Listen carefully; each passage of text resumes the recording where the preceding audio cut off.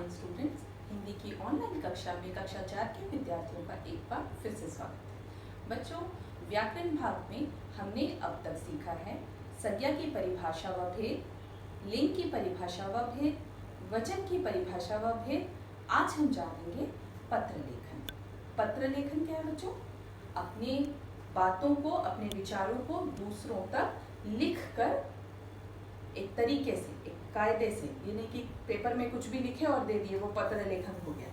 एक कायदे से, एक तरीके से, एक फॉर्मेट के थ्रू हम अपने विचारों को दूसरों तक पहुंचाते हैं, इसे पत्र लेखन कहते हैं। पत्र लेखन अपने विचारों को दूसरों तक लिखकर पहुंचाने के माध्यम को पत्र लेखन कहा जाता है। पत्र लेखन आपको समझ आ गया। अब पत्र लेखन के प्रकार को जानते हैं। कितने प्रकार के पत्र होते हैं? कुछ पत्र आप भी जानते हैं, आप अपने प्रधानाध्यापक को देते होंगे या किसी अधिकारी को, आपके माता पिता जहाँ कार्य करते होंगे अपने अधिकारी को पत्र लिखते होंगे, वो पत्र लिखने का तरीका अलग। और जो हम अपने रिश्तेदारों को, अपने जानने वालों को, अपने दोस्तों को लिखते हैं, उस पत्र लिखने का तरीका अलग।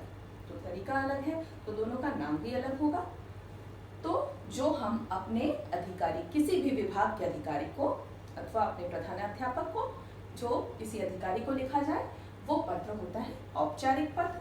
और जो हम अपने रिश्तेदारों को, अपने जानने वाले को, अपने दोस्तों को लिखते हैं, वो होता है अनौपचारिक पत्र। औपचारिक पत्र, अनौपचारिक पत्र। आज हम इस भाग में औपचारिक पत्र पर चर्चा करेंगे। हम पत्र औपचारिक लिखें अथवा अनौपचारिक, इनमें 4 चीजों का मुख्य रूप से हमें ध्यान रखना चाहिए। पहला, हमारी भाषा।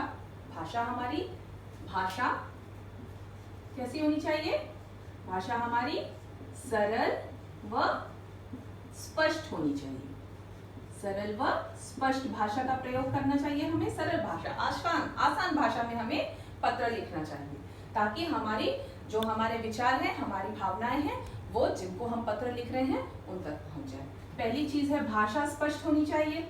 दूसरी चीज है हमारी लिखावट। लिखावट हमारी कैसी होनी चाहिए भाई? लिखावट साफ व सुंदर होनी चाहिए, साफ सुथरी होनी चाहिए। दूसरी बात क्या है? हमारी लिखावट साफ सुथरी होनी चाहिए।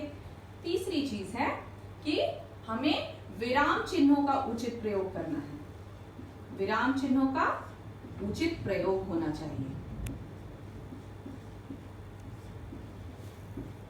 जहां पे यथास्थान, जहां जरूरत है, वहां पे हमें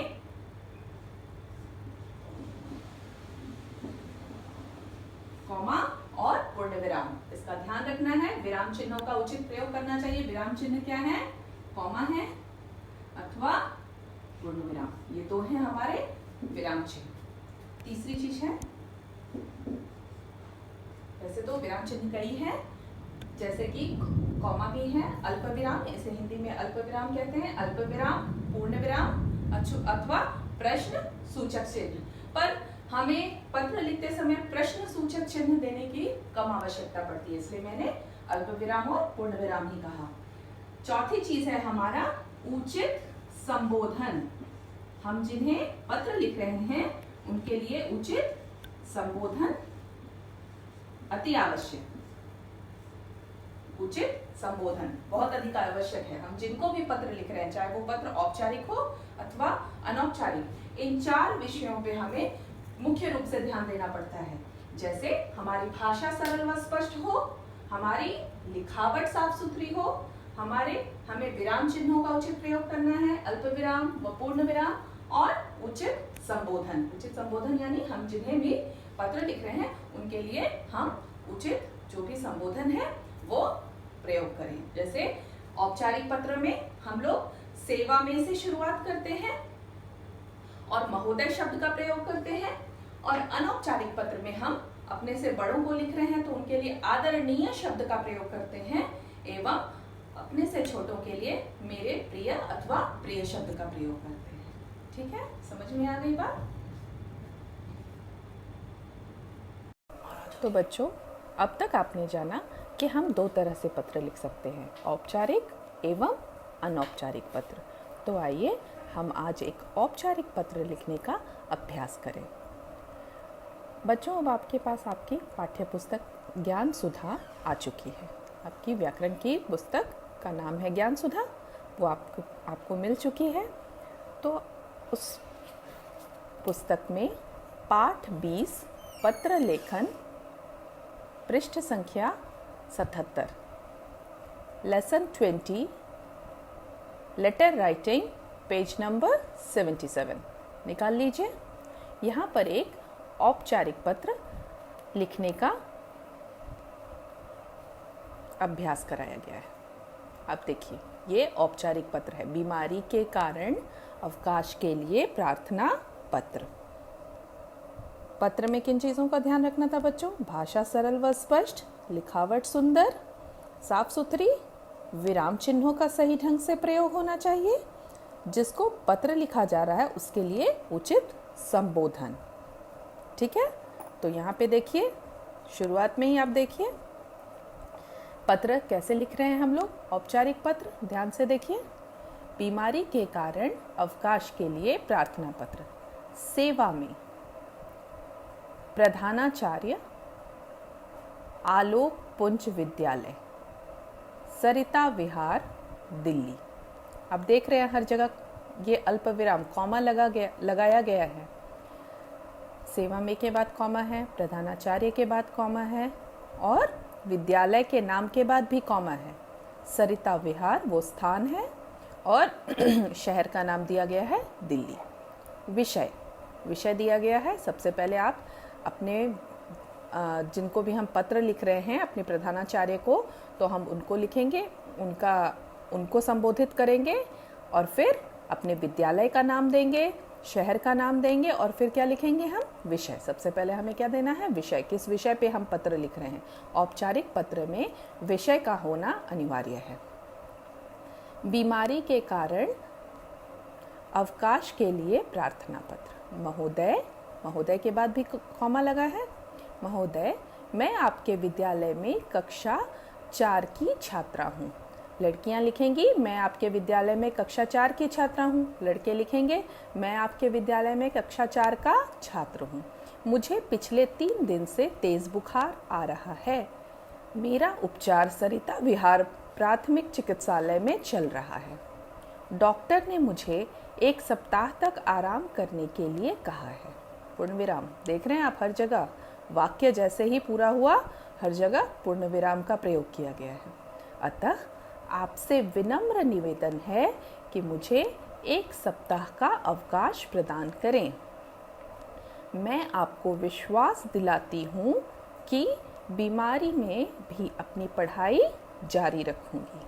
परिस्थिति कैसी भी हो, हम भी कर रहे हैं। भले ही हम विद्यालय नहीं आ पा रहे, फिर भी हम अपनी पढ़ाई जारी रखे हैं। वैसे ही मैं आपको विश्वास दिलाती हूँ कि बीमारी में भी अपनी पढ़ाई जारी रखूँगी। धन्यवाद। आपकी आज्ञाकारी शिष्या श्रेया। जो पत्र लिखने वाले का नाम एवं कक्षा के बाद अपना सेक्शन। ठीक है बच्चों, ये तो हुई आपकी किताब में है, ये अभ्यास कराया गया है। एक दूसरा पत्र मैं आपको लिखना सिखा रही हूँ, ये है बीमारी के लिए अवकाश। हम लोग अवकाश कब लेते हैं? जब हमें कोई आवश्यकता होती है, शादी होती है, कहीं जाना होता है या हम बीमार पड़ते हैं। तो बीमारी के लिए तो एक आपने लिख लिया, देख लिया, आपके पुस्तक में है। मैं आपको लिखना सिखाऊंगी। ये आपको कॉपी में नहीं लिखना है क्योंकि ये तो आपके पुस्तक में है बच्चों, आपके किताब में है, ये आप किताब से पढ़ सकते हैं। मैं आपको जो पत्र लिखना सिखा रही हूँ वो पत्र हम लोग, दूसरा पत्र जो मैं आपको लिखना सिखा रही हूँ, वीडियो पॉज करके आप देखेंगे, अपनी कॉपी में लिखेंगे और ये आपको आपके असाइनमेंट सेक्शन में कैंपस केयर में भी मिल जाएगा, तो वहाँ से भी आप देखकर लिख सकते हैं। पर जो आपकी किताब में है ये आपको कॉपी में नहीं लिखना है। किताब वाली चीज़ें तो हम किताब से पढ़ सकते हैं, फिर कॉपी में लिखने की क्या ज़रूरत है।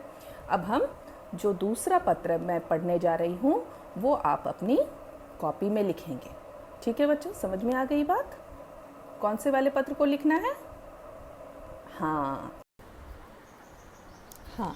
बिल्कुल सही। इस पत्र को आपको अपनी कॉपी में लिखना है। तो चलिए शुरू करें। औपचारिक पत्र, ये है हमारा शीर्षक। प्रधानाचार्य को अवकाश हेतु प्रार्थना पत्र। आगे बढ़ें।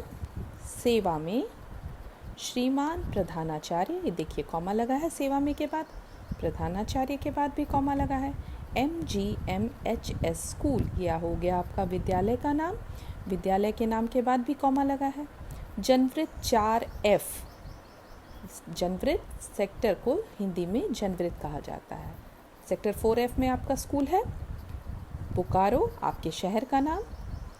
विषय, औपचारिक पत्र में विषय का होना अनिवार्य है, तो औपचारिक पत्र लिखने में हमें विषय देना अति आवश्यक। अनौपचारिक पत्र में इसकी आवश्यकता नहीं होती। औपचारिक पत्र है तो हम विषय ज़रूर देंगे। विषय है 2 दिनों के अवकाश हेतु प्रार्थना पत्र। महोदय, ये है संबोधन। हम प्रधानाचार्य महोदय को पत्र लिख रहे हैं तो हमने लिखा महोदय। महोदय, सविनय निवेदन है कि मेरे बड़े भाई का शुभ विवाह 7 मई 2020 को होना निश्चित हुआ है। बारात बोकारो इस्पात नगर से पटना जाएगी। मुझे भी भाई की बारात में जाना है। अतः, ये देखिए पैराग्राफ चेंज है यहाँ पर। अतः मैंने यहाँ से नहीं लिखा, आधी पंक्ति छोड़कर यहाँ से लिखा है, ये हो गया पैराग्राफ चेंज। अतः आपसे विनम्र निवेदन है कि मुझे 7 मई और 8 मई 2 दिनों की छुट्टी मांगे। 7 मई को विवाह है, 7 मई और 8 मई, 7 मई और 8 मई 2020 2 दिनों, ब्रैकेट में मैंने 2 दिन भी मेंशन किया है, 2 दिनों का अवकाश प्रदान करने की कृपा करें। मुझे 7 मई और 8 मई 2020 2 दिनों का अवकाश प्रदान करने की कृपा करें। सादर प्रार्थी, प्रार्थी लिखें या आपका आज्ञाकारी लिखें, दोनों में से किसी भी शब्द का प्रयोग हम कर सकते हैं, प्रार्थी या आपका आज्ञाकारी। नाम, यहाँ लिखना है आपको अपना नाम। मैंने यहाँ पे स्थान रिक्त छोड़ा हुआ है, यहाँ पे बच्चे अपना नाम लिखेंगे। कक्षा, कक्षा 4 के विद्यार्थियों के लिए है, इसलिए कक्षा 4 मैंने लिख दिया है। इसके बगल में भी आपको एक स्थान रिक्त दिखाई दे रहा है। इस स्थान पर आपको अपना सेक्शन लिखना है, किस सेक्शन में आप पढ़ते हैं, ABCDEF, जिस भी सेक्शन में पढ़ते हैं वो यहाँ पे लिखना है। दिनांक 1 मई 2020, मैंने ये पत्र 1 मई को लिखा है तो मैंने 1 मई की तारीख दी है। आप जिस दिन भी पत्र लिखेंगे उस दिन की तारीख देंगे। समझ में आ गया ये पत्र बेटा? अब एक और चीज़ ध्यान रखेंगे, जब पत्र आप ब्लैक बोर्ड से देखकर लिखते हैं या कॉपी से देखकर लिखेंगे तो आप तो जैसा लिखा है वैसा लिख लेंगे, पर परीक्षा में जो कुछ खास तरह की गलतियां हो जाती हैं हम लोगों से, उनमें से एक सबसे खास तरह की गलती क्या होती है, पत्र हमने लिख दिया और तारीख जो यहाँ पे मैडम ने लिखवाया है वही तारीख हम दोहरा देते हैं, ये गलती हो जाती है। तो इसका अच्छी तरह ध्यान रखेंगे कि मैंने 1 मई को यह पत्र लिखा तो उससे 5, 6, 7 दिन बाद के विवाह की तारीख लिखी है। आप जब भी ये पत्र लिखेंगे तो तारीख उससे 5-6 दिन बाद की देंगे। अगर आप यह पत्र जुलाई में अपनी परीक्षा में या अगस्त में अपनी परीक्षा में लिखेंगे तो आप उसमें तारीख का ध्यान रखेंगे, ये नहीं कि यहाँ तारीख दे दिया जुलाई का और यहाँ पे दे दिया 7 मई को विवाह है, तो भैया 7 मई को विवाह हो गया तो जुलाई में छुट्टी क्यों मांग रहे हो? फिर ध्यान रखेंगे इन चीज़ों का, ठीक है। इसे पेरेंट पोर्टल में भी देख कर लिख सकते हैं, कैंपस केयर में असाइनमेंट में भी मिल जाएगा और यहाँ से भी वीडियो पॉज करके लिख सकते हैं।